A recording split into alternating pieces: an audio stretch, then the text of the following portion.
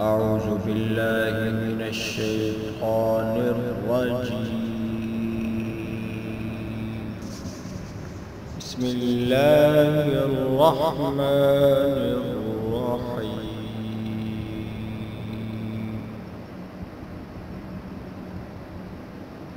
تبارك الذي بيده الملك وهو على كل شيء قدير. الذي خلق الموت والحياة ليبلوكم أيكم أحسن عملا وهو العزيز الغفور.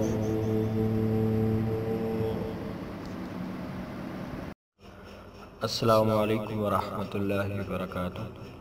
پی کے ہیلتھ ٹپس کی جانب سے قاری عمر افسر آپ سب کی خدمت میں حاضر ہے. امید کرتا ہوں کہ میرے تمام ویورز اور سبسکرائبر اللہ تعالیٰ کی توفیق اور عنایت سے خیر و عافیت سے ہوں گے. دوستو، آج کی اس ویڈیو میں آپ لوگوں کے سامنے دعا کی قبولیت کے کچھ اوقات کا ذکر کرنے جا رہا ہوں کہ وہ کون سا ایسا ٹائم ہے، کون سا ایسا وقت ہے کہ جس ٹائم میں ہم اپنے اللہ تعالیٰ کے سامنے روتے ہیں، گڑ گڑاتے ہیں، اپنی جو بھی عاجزی ہوتی ہے، اپنی جو بھی انکساری، اپنی جو بھی ڈیزائرز ہوتی ہیں، ہم جو کچھ بھی ہم اللہ تعالیٰ سے مانگنا چاہ رہے ہوتے ہیں، چاہے دنیا کی بڑی سی بڑی خواہش ہی کیوں نہ ہو، مطلب کہ بہت بڑی ہی خواہش اور حاجت کیوں نہ ہو، ہم کس ٹائم پہ اپنے اللہ تعالیٰ سے مانگ سکتے ہیں. کیونکہ ایسے کچھ اوقات ضرور ہیں کہ جن کے بارے میں ہمیں حضور صلی اللہ علیہ وسلم کی ذات اقدس نے ارشاد فرمایا کہ ان اوقات میں دعا کی جانے والی کبھی بھی رد نہیں ہوتی.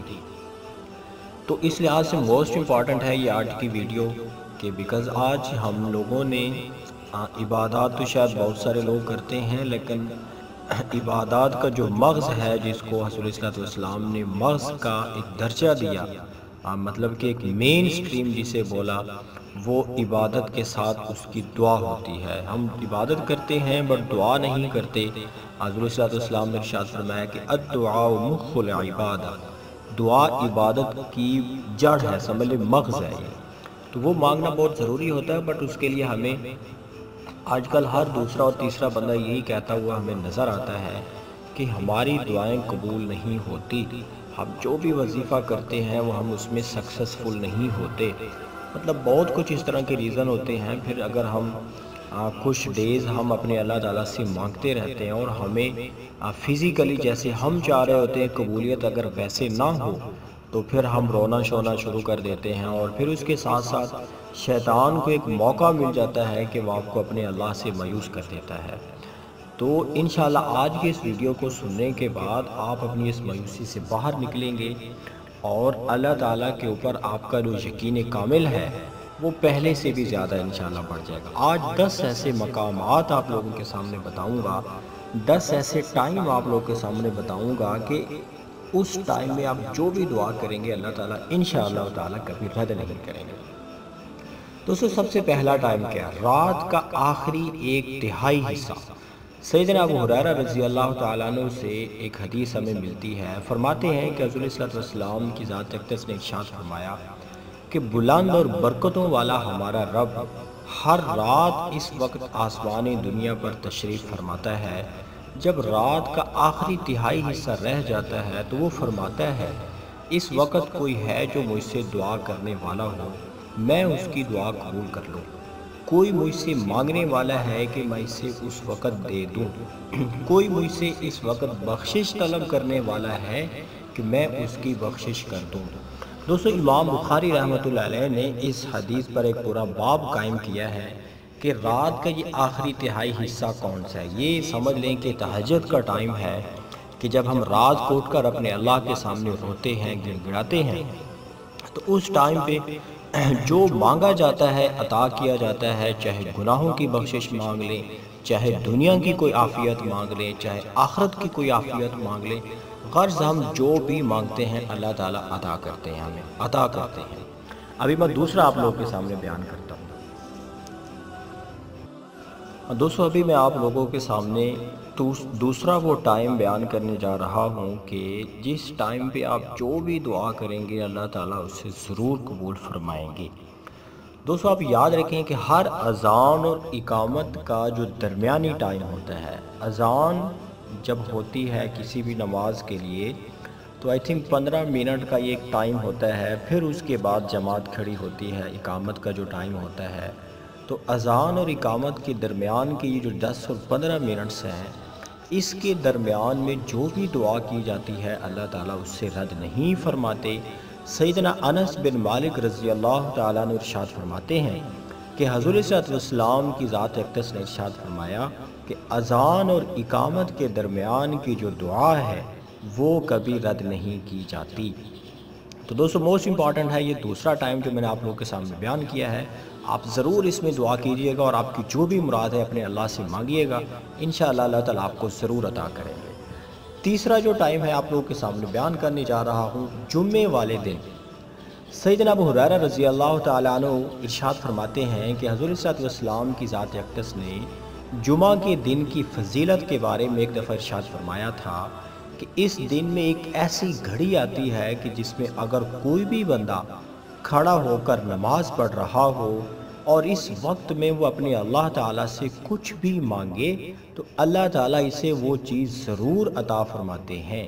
اور پھر ہاتھ کے اشارے سے آپ علیہ السلام کی ذات اقدس نے بتلایا تھا کہ وہ جو ساعت ہے، وہ جو گھڑی ہے، بہت تھوڑی سی ہے۔ دوستو یہ تیسرا مقام آپ لوگوں کے سامنے بیان کر دیا ہے۔ جمعہ کے دن علماء نے لکھا ہے کہ جمعہ کا جو دن ہے اس میں وہ کون سی گھڑی ہے، میں اس کو اور زیادہ ایکسپلین کر دیتا ہوں کہ جمعہ کے دن عصر کے بعد مغرب سے کم از کم 20 منٹ پہلے، یہ ایک آئیڈیا ہے، علماء نے اس ٹائم پہ بہت زیادہ سمجھ لیں کہ دعائیں مانگی مغرب سے 20 منٹ پہلے۔ بٹ اگر کیا ہی اچھا ہو کہ ہم عصر سے لے کر مغرب تک لگاتار ہم اپنے اللہ سے مانگتے ہی رہیں، اللہ تعالیٰ کا ذکر اور اذکار کرتے رہیں تاکہ ہم اس چند سیکنڈ کی جو گھڑی ہوگی ہم اس کو مس نہ کر پائیں۔ بٹ موسٹلی لوگوں نے چونکہ مغرب سے جو 20 منٹ پہلے ہوتے ہیں اس میں اس گھڑی کو پایا ہے ہمارے بزرگان دین نے، تو انشاءاللہ آپ اس ٹائم پہ جو بھی دعا کریں گے اللہ تعالیٰ اس سے ضرور قبول فرمائیں گے۔ تیسرا آپ لوگوں کے سامنے بیان کر دیتا ہوں، ہر شب میں ایک گھڑی آتی ہے۔ سیدنا جابر بن عبداللہ رضی اللہ تعالیٰ عنہ بیان فرماتے ہیں کہ میں نے حضور صلی اللہ علیہ وسلم کی ذات اقدس کو فرماتے ہوئے سنا کہ رات میں ایک گھڑی ایسی ضرور ہوتی ہے کہ اس وقت مسلمان آدمی اللہ تعالیٰ سے جو بھی دنیا اور آخرت کی بھلائی مانگتا ہے اللہ تعالیٰ اس کو وہ ضرور عطا کرتے ہیں، اور یہ گھڑی ہر رات میں آتی ہے۔ دوستو یاد رکھیں کہ یہ والی جو چوتھا مقام آپ لوگوں کے سامنے بیان کیا ہے، اس سے مراد تہجد کا ٹائم نہیں ہے، تہجد کی نماز نہیں ہے۔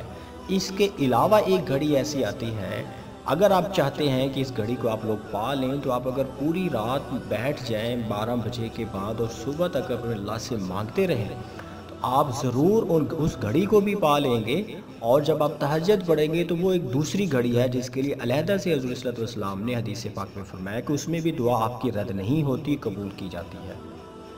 تو دوستو یہ چوتھا مقام آپ لوگوں کے سامنے بیان کیا ہے کہ جس ٹائم پہ آپ دعا کریں گے اللہ تعالیٰ اسے کبھی رد نہیں فرمائیں۔ موسٹ امپورٹنٹ ہے اس لحاظ سے یہ ویڈیو، تاکہ ہمارا یہ شکوہ ہمیشہ کے لیے ختم ہو جائے کہ ہماری دعائیں قبول کیوں نہیں ہوتی۔ دوستو ابھی میں آپ لوگوں کے سامنے وہ پانچواں ٹائم بیان کرنے جا رہا ہوں کہ جس میں آپ جب بھی کوئی دعا کریں گے اللہ تعالیٰ اسے ضرور قبول فرمائیں گے، بوقت اذان۔ جب اذان کا ٹائم ہوتا ہے اس وقت جو بھی دعا کی جاتی ہے اللہ تعالیٰ اسے ضرور قبول فرماتے ہیں۔ سیدنا سعد بن ابی وقاص رضی اللہ تعالیٰ عنہ ارشاد فرماتے ہیں کہ حضور صلی اللہ علیہ وسلم کی ذات اقدس نے ارشاد فرمایا کہ جو آدمی اذان سننے کے دوران خاموشی سے کلمات اذان کا جواب دے، پھر اذان کے اختتام پر درود ابراہیمی پڑھے اور اس کے بعد یہ الفاظ پڑھے، اشہد ان لا الہ الا اللہ وحدہ لا شریک لہ واشہد ان محمدا عبدہ ورسولہ रज़ीत बिल्लाहि रब्बन व बिमुहम्मद रसूला व बिलइस्लाम दीना। मैं गवाही देता हूँ कि अल्लाह के अलावा कोई माबूद बरहक नहीं है, वो अकेला है, उसका कोई शरीक नहीं है, और यकीनन मुहम्मद सल्लल्लाहु अलैहि वसल्लम उसके बंदे और उसके रसूल हैं। मैं अल्लाह के रब होने पर और मुहम्मद सल्लल्लाहु अलैहि वसल्लम के रसूल होने पर और इस्लाम के दीन होने पर बिल्कुल राज़ी हूँ। तो ऐसे शख्स के गुनाह माफ़ कर दिए जाते हैं। तो दोस्तों, ये पांचवा टाइम था जो मैंने आप लोगों के सामने बयान किया कि जब अज़ान हो रही होती है, अज़ान स्टार्ट होने से पहले आप दुआ कर सकते हैं, और जब अज़ान ख़त्म हो जाए फिर आपने सेम ऐसे ही जैसे मैंने आपको हदीस पाक सुनाई आपने वैसे करना है, और अपने अल्लाह ताला से कुछ भी मांगे इंशाल्लाह आपको ज़रूर अता किया जाएगा।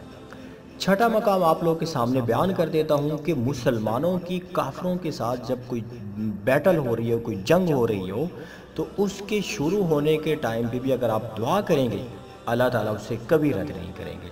सैयदना सहल बिन साद रज़ी अल्लाह ताला अन्हु इरशाद फरमाते हैं कि हुज़ूर सल्लल्लाहु अलैहि वसल्लम की ज़ात अक़दस ने इरशाद फरमाया कि दो दुआएं बिल्कुल रद्द नहीं की जाती, या एक हदीस में ऐसे भी आता है, रावी को शक है कि दो दुआएं बहुत कम रद्द की जाती हैं, यानी हमेशा कबूल होती हैं या अक्सर कबूल होती हैं। एक अज़ान के बाद और दूसरी लड़ाई के वक्त जब मुसलमान और कुफार एक दूसरे से लड़ते हैं। दोस्तों, आप लोग याद रखेंगे ग़ज़वा बदर में हुज़ूर सल्लल्लाहु अलैहि वसल्लम की ज़ात अक़दस ने ऐसा ही किया था जब मुसलमानों की तादाद सिर्फ 300 थी और काफिर जो है वो मतलब कि 1000 से भी अबव थे। तो फिर भी जब अल्लाह ताला ने हुज़ूर सल्लल्लाहु अलैहि वसल्लम ने अपने अल्लाह से ये दुआ की तो उनको फ़तह नसीब हुई। एक और मकाम आप लोगों के सामने बयान कर देता हूँ, फ़र्ज़ नमाज का जो इख्तिताम होता है उसमें जो भी दुआ की जाती है कबूल होती है। सैयदना अबू हुरैरा रज़ी अल्लाह तआला अन्हु की एक हदीस के मुताबिक सलाम के बाद दुआ करने की जो गलतियां हैं, दुआ करने वाले की जितनी भी गलतियां हैं, जब वो सलाम फेर देता है नमाज से, सब की सब माफ़ कर दी जाती हैं। व इनकानत मिसला ज़बदतिल बहरी, अगरचे वो समंदर की झाग के बराबर क्यों ना हो, उसकी सब की सब गलतियाँ और उसके सब गुनाहों को माफ़ कर दिया जाता है। एक और हदीस में आता है कि हुज़ूर सल्लल्लाहु अलैहि वसल्लम की ज़ात अक़दस से पूछा गया कि अल्लाह के रसूल कौन सी दुआ ज़्यादा सुनी जाती है। फरमाया कि आखिर रात के वक़्त में और फ़र्ज़ नमाज़ों के फ़ौरन बाद।